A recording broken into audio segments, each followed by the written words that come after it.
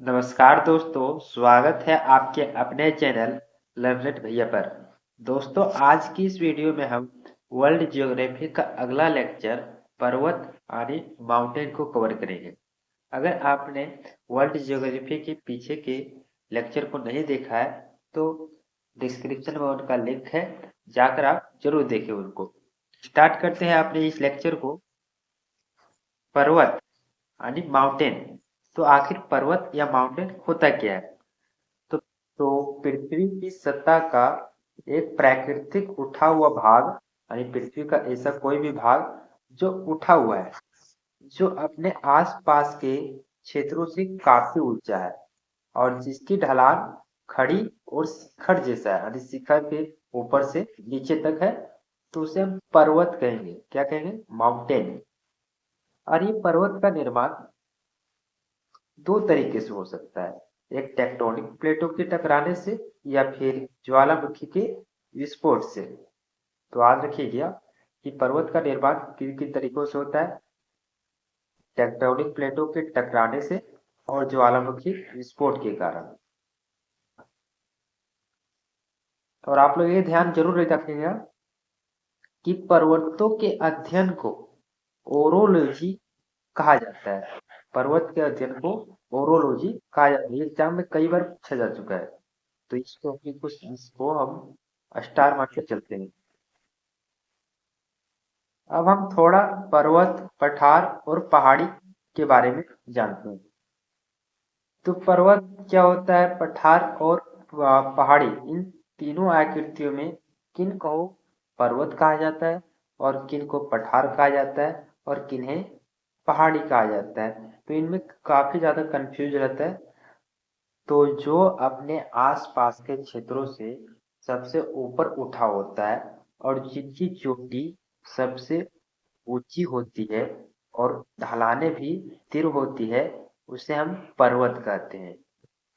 और वही हम पठार की बात करें तो पठार जो होता है वो ऊंचा होता है, पर इनमें जो है ऊपर के भाग में समतल भूमि पाई जाती है। तो ऐसे भाग को हम पठार कहते हैं। यानी पर्वत में चोटी ऊंची होती है, पठार में समतल भूमि पाई जाती है। और वही हम बात करें कि पहाड़ी क्या होता है, तो पहाड़ी जो अपने आसपास के क्षेत्रों से ऊंची तो होती है, लेकिन पर्वत के मुकाबले ये छोटी होती है और इनकी चोटियां भी ज्यादा ऊंची तक नहीं होती है।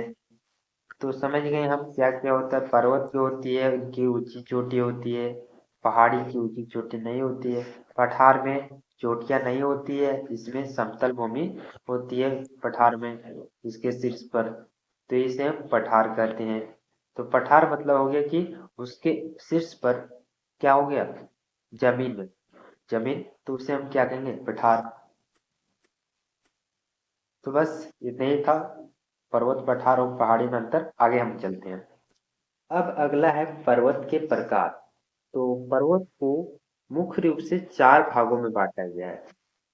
पहला, वलित पर्वत, फोल्डेड माउंटेन। दूसरा, भ्रंश पर्वत या खंड पर्वत, ब्लॉक माउंटेन। तीसरा, ज्वालामुखी पर्वत, वोल्केनो माउंटेन। तीसरा, अवशिष्ट पर्वत, रेलिक्ट माउंटेन। तो ये पर्वत के चार मुख्य प्रकार आपको याद रखने हैं। वलित पर्वत, भ्रंश पर्वत, ज्वालामुखी पर्वत और अवशिष्ट पर्वत। अब हम इनके बारे में एक एक करके समझते हैं और विस्तार से जानते हैं। पहला, वलित पर्वत यानी फोल्डेड माउंटेन। तो वलित पर्वत ऐसा पर्वत होता है जिनका निर्माण पृथ्वी के टेक्टोनिक प्लेटों के आपस में टकराने से होता है, जिससे चट्टानों में मोड़ या सिलेटे आ जाता है। कहने का मतलब, जब पृथ्वी की टेक्टोनिक प्लेटें आपस में एक दूसरे से टकराती है, जैसे यहाँ देख सकते हैं, तो ये आपस में एक दूसरे से टकराने के कारण यहाँ पर एक पर्वत का निर्माण होता है। उसे ही हम वलित पर्वत कहते हैं। तो वलित पर्वत क्या होता है, जब एक प्लेटें दूसरी प्लेटें से आपस में टकराती है, तो उसके द्वारा जो उभार या संरचना निकलती है उसे हम वलित पर्वत यानी फोल्डेड माउंटेन कहते हैं। नाम से ही भी पता चल रहा है, फोल्ड मतलब ऊपर उठा हुआ, तो फोल्डेड मतलब हो गया कि वलित पर्वत। और इस पर्वत को मोड़दार पर्वत के नाम से भी जाना जाता है, और ये अक्सर दुनिया की सबसे युवा और सबसे ऊंचे विस्तृत पर्वतों में से होते हैं। वलित पर्वत का उदाहरण है हिमालय, एल्पस, अरावली, रॉकी और एंडीज पर्वत श्रृंखला। ये सभी वलित पर्वत के उदाहरण है। तो ये उदाहरण भी कई बार एग्जाम में पूछ लिए जाते हैं, तो इनको भी आप याद करके चलिएगा। दूसरा प्रकार है भ्रंश पर्वत या खंड पर्वत, जिसे ब्लॉक माउंटेन भी कहा जाता है। तो ये पर्वत क्या होता है या फिर इसका निर्माण कैसे होता है? तो देखिए, जब पृथ्वी की जमीन पर तनाव और खिंचाव के कारण दरार और भ्रंश पर आता है, और इस दरार और भ्रंश के कारण क्या होता है कि जमीन का कुछ हिस्सा ऊपर उठ आता है और कुछ हिस्सा आसपास का नीचे धंस जाता है, और इस प्रकार एक संरचना ऊपर उठ आता है, उसे हम भ्रंश पर्वत या ब्लॉक माउंटेन कहते हैं। जैसे कि आप इस इमेज में देख पा रहे हैं, इन दोनों जमीनों के आपस में तनाव और खिंचाव के कारण बीच का जो भाग उठा हुआ है उसे हम क्या कहते हैं? भ्रंश पर्वत। तो भ्रंश पर्वत का निर्माण कैसे होता है? जब दो जमीनें आपस में तनाव और खिंचाव के कारण ऊपर उठ जाता है और नीचे का हिस्सा और कुछ हिस्सा नीचे चला जाता है, तो ऐसे में क्या हो जाता है? भ्रंश पर्वत का निर्माण होता है। उदाहरण के लिए फ्रांस का ओस्चेस पर्वत, जर्मनी का ब्लैक फॉरेस्ट, पाकिस्तान का साल्ट रेंज, भारत का सतपुड़ा पर्वत और अमेरिका का सीरा नोवादा, ये भ्रंश पर्वत के प्रमुख उदाहरण हैं। तो इनको आप याद करके चलिएगा कि भ्रंश पर्वत के कौन कौन से उदाहरण हैं। अगला हमारा है पर्वत का तीसरा प्रकार है ज्वालामुखी पर्वत, वोल्केनो माउंटेन। तो वोल्केनो माउंटेन किसे कहते हैं? तो देखिए, एक ऐसा भू-आकृति या भूभाग मतलब ऐसा संरचना जो पृथ्वी के भीतर से गर्म लावा, गैस और राख के बाहर निकलने और परत दर परत जमा होने से बनता है, उसे ज्वालामुखी पर्वत कहते हैं। जैसे कि आप इस इमेज में देख पा रहे हैं कि पृथ्वी का एक ऐसा भाग है जिससे गर्म लावा, गैस और राख बाहर निकल रहा है, और इसी राख के कारण क्या हो रहा है? पर्वत का निर्माण हो गया है, ज्वालामुखी पर्वत। ज्वालामुखी पर्वत का उदाहरण देख सकते हैं आप, अफ्रीका का किलिमंजारो पर्वत, जापान का फ्यूजियामा, इटली का माउंट एटना और माउंट वेसुवियस, और हवाई द्वीप का मौना लोआ। तो ये सभी ज्वालामुखी के प्रमुख उदाहरण हैं। अगला प्रकार है हमारा अवशिष्ट पर्वत, जो पर्वत का चौथा प्रकार है। तो अवशिष्ट पर्वत किसे कहते हैं? तो देखिए, ऐसा पर्वत जो लाखों वर्षों में अनाच्छादन या अपक्षय या पर्दन की क्रिया से पुरानी वलित या ज्वालामुखी पर्वत श्रृंखलाओं के नष्ट होने के बाद शेष रह जाते हैं, अवशिष्ट पर्वत कहलाते हैं। अवशिष्ट पर्वत मतलब आप समझ सकते हैं कि जो पर्वत नष्ट होने वाला है। यहाँ पर आप अवशिष्ट में अगर यहाँ पर साग की जगह पर ना लगा दें तो यहाँ पर बन जाता है नष्ट। तो इसमें आप समझ सकते हैं कि ऐसा पर्वत जो अभी नष्ट होने वाला है उसे हम क्या कहेंगे? अवशिष्ट पर्वत। और ये प्राचीन समय की पर्वत होती है। तो ये लाखों वर्षों में अनाच्छादन यानी प्राचीन समय की ये पर्वत होती है। इसके उदाहरण आप देख सकते हैं, अरावली है, विंध्याचल, सतपुड़ा, पारसनाथ, नीलगिरी, महेंद्रगिरी और स्पेन का सियरा पर्वत। तो स्पेन का सियरा पर्वत को आप जरूर याद रखेंगे, क्योंकि ये इससे कई बार एग्जाम में पूछा भी चुका है। तो स्पेन का सीरा पर्वत अवशिष्ट पर्वत का उदाहरण है। तो हमने पर्वत के 4 मुख्य प्रकार वलित पर्वत, भ्रंश पर्वत, ज्वालामुखी पर्वत और अवशिष्ट पर्वत के बारे में समझ लिया। अब हम इसके आगे चलते हैं। अगला है विश्व की प्रमुख पर्वत श्रृंखलाएं। इसमें हम उन सभी श्रृंखलाओं को कवर करेंगे जो एग्जाम के लिए इम्पोर्टेंट है और एग्जाम में कई बार उनसे क्वेश्चन बने हैं, तो उन्हीं सभी श्रृंखलाओं को कवर करेंगे। तो चलिए शुरू करते हैं। पहली श्रृंखला है एंडीज पर्वत श्रृंखला, और इस श्रृंखला से खास बात है यह दक्षिण अमेरिका के पश्चिमी तट पर स्थित है। जैसे में आप देख पा रहे हैं कि ये आपका दक्षिण अमेरिका है, और इस दक्षिण अमेरिका के जो पश्चिमी येलो रंग से आप देख पा रहे हैं, ये आपका एंडीज पर्वत श्रृंखला है। तो ये दक्षिण अमेरिका के पश्चिमी तट पर स्थित है, और ये दुनिया की सबसे लंबी महाद्वीपीय पर्वत श्रृंखला है। तो याद रखेंगे दोस्तों कि दुनिया की सबसे लंबी महाद्वीपीय पर्वत श्रृंखलाएं कौन सी है? एंडीज पर्वत, आप आंसर बताएंगे। और इस पर्वत श्रृंखला की करीब कुल लंबाई 7,000 किलोमीटर है। तो इसके किलोमीटर में इसकी कितनी लंबाई है? 7,000 है। और ये एंडीज पर्वत श्रृंखला 7 देशों से होकर गुजरती है। वे कौन कौन से देश हैं? तो Argentina, Bolivia, Chile, Colombia, Ecuador, Peru, Venezuela. और इसे आप मैप में भी देखिएगा तो थोड़ा आपको ज्यादा याद होगा, क्योंकि मैप से ज्यादा डायग्राम याद रखने में आसानी होती है। इसकी सबसे ऊंची चोटी होती है एंडीज पर्वत की एकांगुआ, और ये एकांगुआ अर्जेंटीना में स्थित है। तो एंडीज पर्वत श्रृंखला की सबसे ऊंची चोटी कौन सी है? एकांगुआ, जो अर्जेंटीना में स्थित है। और इसकी ऊंचाई कितनी है? तो 6,962 मीटर इसकी ऊंचाई है। और ये कौन से देश में स्थित है? तो ये भी याद रखेंगे, अर्जेंटीना में।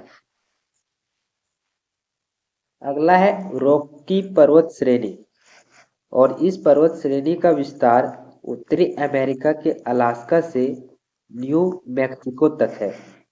तो इसका विस्तार भी याद रखेंगे कि रॉकी पर्वत श्रेणी का विस्तार कहां से कहां तक है? उत्तरी अमेरिका के अलास्का से न्यू मैक्सिको तक। और ये विश्व की दूसरी सबसे लंबी पर्वतमाला है। तो विश्व की सबसे लंबी पर्वतमाला पूछ लिया जाए आपसे, तो बताएंगे आप रॉकी पर्वत श्रेणी विश्व की सबसे लंबी पर्वत श्रेणी है।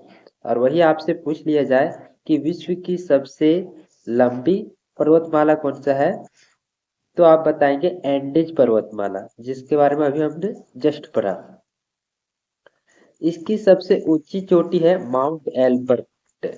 तो माउंट एल्बर्ट रॉकी पर्वत की सबसे ऊंची चोटी है। रॉकी पर्वत की प्रमुख श्रेणियां हैं Cascade, Sierra, Coast Range, Sierra Madre. तो ये रॉकी पर्वत की प्रमुख श्रेणियां हैं। इसके बाद आता है हिमालय पर्वतमाला। यह एशिया के भारत, नेपाल, भूटान, चीन देशों में विस्तृत है। तो ये कौन कौन से देशों में फैला हुआ है? भारत, नेपाल, भूटान और चीन देशों में फैला है। इसकी कुल लंबाई 2400 किलोमीटर है। तो हिमालय पर्वत की लंबाई कितनी है? 2400 किलोमीटर इसकी कुल लंबाई है। हिमालय पर्वत की सर्वोच्च चोटी आपसे पूछ लिया जाए, तो आप बताएंगे माउंट एवरेस्ट हिमालय पर्वत की सर्वोच्च चोटी है, जो इसकी ऊंचाई है इसकी 8,848 मीटर। और ये माउंट एवरेस्ट विश्व की यानी दुनिया की सबसे ऊंची चोटी कौन सी है? तो माउंट एवरेस्ट है जो दुनिया की सबसे ऊंची चोटी है, और ये हिमालय पर्वत श्रेणी में स्थित है। माउंट एवरेस्ट को तिब्बत में चोलोलुंगमा या देवमाला के नाम से जाना जाता है, और वही नेपाल में सागर माथा के नाम से जाना जाता है। आपको अब मैं बता देता हूँ कि जो माउंट एवरेस्ट है वो नेपाल देश में स्थित है। तो यह भी याद रखेंगे आप कि नेपाल में स्थित है माउंट एवरेस्ट। अपलेशियन पर्वतमाला यह उत्तरी अमेरिका के संयुक्त राज्य अमेरिका में फैला हुआ है। तो अपलेशियन पर्वतमाला कहाँ फैला हुआ है? तो उत्तरी अमेरिका के संयुक्त राज्य अमेरिका में फैला हुआ है। अपलेशियन पर्वत की सबसे ऊंची चोटी है माउंट मिशेल। तो माउंट मिशेल कौन से पर्वतमाला की सबसे ऊंची चोटी है? तो अपलेशियन पर्वतमाला की। अब आप इसका नोट देख लीजिए। अलास्का में स्थित माउंट मैकिले दिनाली उत्तरी अमेरिका की सबसे ऊंची चोटी है। तो उत्तरी अमेरिका की सबसे ऊंची चोटी कौन सी है? तो माउंट मैकिले या फिर दिनाली। एटलस पर्वत श्रेणी। एटलस पर्वत श्रेणी अफ्रीका के मोरक्को, अल्जीरिया, ट्यूनीशिया देशों में 2500 किलोमीटर लंबाई में स्थित है। तो एटलस पर्वत श्रेणी का विस्तार कौन से देशों में है? तो अफ्रीका के मोरक्को, अल्जीरिया, ट्यूनीशिया और भी देशों से। तो ये 25 किलोमीटर में फैला हुआ है, 2500। इसकी सबसे ऊंची चोटी माउंट टुबकल है और इसकी जो ऊंचाई है वो 4167 मीटर है। और ये जो माउंट टुबकल है वो मोरक्को देश में स्थित है। तो एटलस पर्वत की सबसे ऊंची चोटी कौन सी है? माउंट टुबकल। और ये माउंट टुबकल कौन से देश में स्थित है? तो मोरक्को देश में स्थित है और जिसकी ऊंचाई है 4167 मीटर। नोट है, अफ्रीका की सर्वोच्च चोटी माउंट किलिमंजारो जिसकी ऊंचाई है 5895 मीटर, जो तंजानिया देश में स्थित है। तो ये कई बार इसी एग्जाम में क्वेश्चन पूछा गया है, तो ये आप जरूर याद करके चलें कि अफ्रीका महाद्वीप की सबसे ऊंची चोटी कौन सी है? तो माउंट किलिमंजारो। और ये कितने ऊंचाई है? तो 5895 मीटर और ये तंजानिया देश में स्थित है। आल्प्स पर्वतमाला यह यूरोप के फ्रांस, स्विट्जरलैंड, इटली और ऑस्ट्रेलिया में स्थित है। तो आल्प्स पर्वतमाला कौन कौन से देशों में स्थित है? तो ये भी याद रखेंगे कि यूरोप के फ्रांस, स्विट्जरलैंड, इटली और ऑस्ट्रेलिया में भी स्थित है। आल्प्स पर्वतमाला की सबसे ऊंची चोटी है Mount Blanc. Mount Blanc Alps पर्वतमाला की सबसे ऊंची चोटी है जो फ्रांस में स्थित है और इसकी ऊंचाई कितनी है? तो 4810 मीटर। यूराल पर्वत यह यूरोप और एशिया की सीमा का निर्धारण करता है। तो एक इससे क्वेश्चन भी बना है कि ऐसा कौन सा पर्वत है जो यूरोप और एशिया की सीमा बनाता है? तो आप बताएंगे यूराल पर्वतमाला यूरोप और एशिया की सीमा बनाता है। तो इसे भी आप याद रख लीजिएगा। अरावली पर्वत भारत का अरावली पर्वत विश्व के सबसे पुराने वलित पर्वतों में गिना जाता है और अरावली पर्वत की चोटी सबसे ऊंची चोटी है माउंट आबू। तो माउंट आबू अरावली पर्वत की सबसे ऊंची चोटी है। काकेशस पर्वत इसका विस्तार रूस, अजरबैजान एवं जॉर्जिया देश में है। तो काकेशस पर्वत का विस्तार कौन कौन से देशों में है? तो आप याद रखेंगे रूस, अजरबैजान एवं जॉर्जिया देश में है। काकेशस पर्वत की सबसे ऊंची चोटी है माउंट एल्ब्रस पर्वत जिसकी ऊंचाई है 5682 मीटर और ये यूरोप की सबसे ऊंची चोटी है काकेशस पर्वत। काकेशस पर्वत यूरोप की सबसे ऊंची चोटी है। तो ये विश्व की प्रमुख पर्वत श्रृंखलाएं कवर होता है। अब आगे है पर्वत से संबंधित अन्य महत्वपूर्ण तथ्य, जैसे रोम को 7 पर्वतों का शहर कहा जाता है। तो एग्जाम में आ सकता है कि किसे 7 पर्वतों का शहर कहा जाता है? तो आप बताएंगे रोम को 7 पर्वतों का शहर कहा जाता है। बाल्टोरा ग्लेशियर बाल्टिस्तान में स्थित है, तो ये भी याद रखेंगे आप। हिंदुकुश पर्वत की सबसे ऊंची चोटी तिरिचवीर है। अगला, लैम्बर्ट फिशर ग्लेशियर दुनिया का सबसे बड़ा ग्लेशियर है, तो याद रखेंगे दुनिया का सबसे बड़ा ग्लेशियर लैम्बर्ट फिशर ग्लेशियर। प्रशांत महासागर के पूर्वी तट पर स्थित ब्रिटिश कोलंबिया को पर्वतों का शहर कहा जाता है।